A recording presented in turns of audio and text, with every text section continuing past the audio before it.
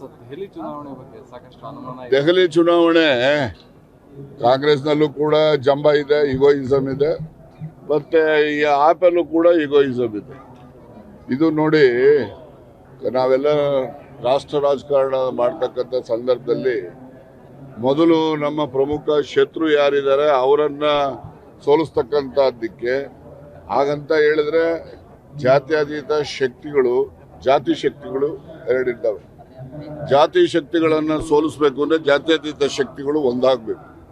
ಯಾವಾಗ ಜಾತ್ಯತೀತ ಶಕ್ತಿಗಳ ಮತಗಳು ವಿಭಜನೆ ಆಗ್ತದೆ ಆಗ ಜಾತಿ ಶಕ್ತಿಯ ಪಕ್ಷಗಳಿಗೆ ಬೆಂಬಲ ದೊರಕುತ್ತೆ.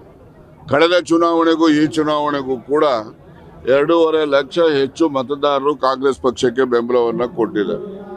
ಎಲ್ಲೆಲ್ಲಿ ಆಪ್ ಸುಮಾರು 15 ಕ್ಷೇತ್ರಗಳಲ್ಲಿ ಸೋತಿರ್ತಕ್ಕಂಥದ್ದು ಕಾಂಗ್ರೆಸ್ ಅಭ್ಯರ್ಥಿಯ ಮತ ವಿಭಜನೆಯ ಫಲವಾಗಿ ಬಿಜೆಪಿಯವರು ಗೆದ್ದಿದ್ದಾರೆ ಹೊರತು ಅವರ ಸ್ವಂತ ಶಕ್ತಿ ಮೇಲೆ ಅವರೇನು ಗೆದ್ದಿಲ್ಲ. ಇದು ಒಂದು ರಾಜಕೀಯದ ಜಂಜಾಟ ಅಂತ ಹೇಳಿದ್ರು ಕೂಡ ತಪ್ಪೇನಾಗಲ್ಲ. ಹರಿಯಾಣದಲ್ಲಿ ಕಾಂಗ್ರೆಸ್ಸಿನ ನಮ್ಮ ಹೈಕಮಾಂಡ್ನಲ್ಲಿ ಆಪ್ ಜೊತೆನಲ್ಲಿ ನಾವು ಹೋಗ್ಬೇಕಾಗಿತ್ತು. ನಾವು ಹರಿಯಾಣನೂ ಕೂಡ ನಾವು ಗೆಲ್ತಾ ಇದ್ದೇವೆ. ಈಗ ದೆಹಲಿ ಚುನಾವಣೆಯಲ್ಲೂ ಅಷ್ಟೇ ಕಾಂಗ್ರೆಸ್ಸಿಗರು ಆಪ್ನವ್ರು ಯಾರ್ದು ಏನೇ ಇರ್ಬೋದು, ತಪ್ಪುಗಳು ಅಂದರೆ ಎಲ್ಲ ಪಕ್ಷದಲ್ಲೂ ಕೂಡ ತಪ್ಪುಗಳಾಗ್ತವೆ.